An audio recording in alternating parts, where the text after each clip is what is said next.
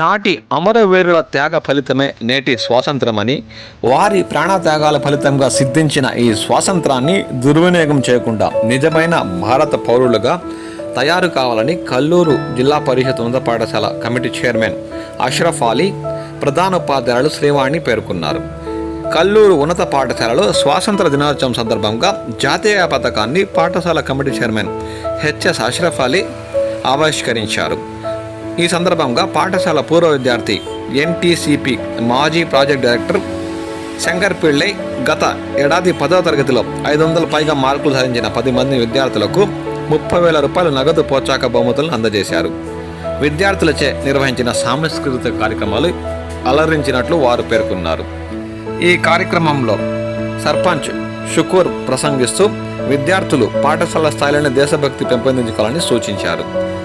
ఈ కార్యక్రమంలో పాఠశాల ఉపాధ్యాయ బృందం భాస్కర్, ప్రకాష్, పోతంశెట్టి రమేష్, రహమత్ బాషా, జ్ఞానం గారి రాజశేఖర్, చంద్రబాబు, సుబ్రహ్మణ్యం, దొరస్వామి, కిరణ్మయి, ప్రవీణ, గుర్రయ్య, నాజిన్ హైదర్, సుభాషిణి, నజ్మా, పూల రాజేంద్ర, స్వాతి, సిద్ధయ్య, యోగేశ్వరి, హస్టు జిబ్యాన్ తదితరులు పాల్గొని విద్యార్థులకు స్వాతంత్రంపై ప్రత్యేక అవగాహన కార్యక్రమం నిర్వహించారు.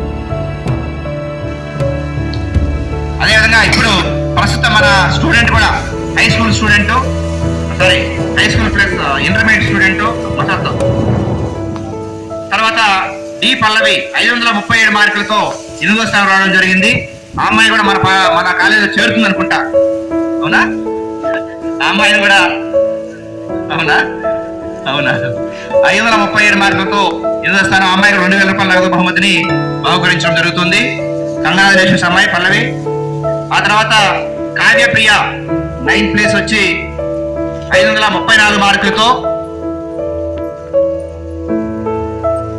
అమ్మాయి కూడా 2,000 రూపాయల నగదు బహుమతిని అష్రఫ్ శంకరపల్లి సార్ చేతుల మీదుగా ఇవ్వాల్సిందిగా కోరుతున్నాం.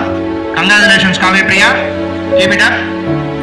తర్వాత మహమ్మద్ అఫాన్, మహమ్మద్ అఫాన్ ఓకే 532 మార్కులతో 10వ స్థానం రావడం జరిగింది. Okay, congratulations once again. ఈ 10 మందికి కూడా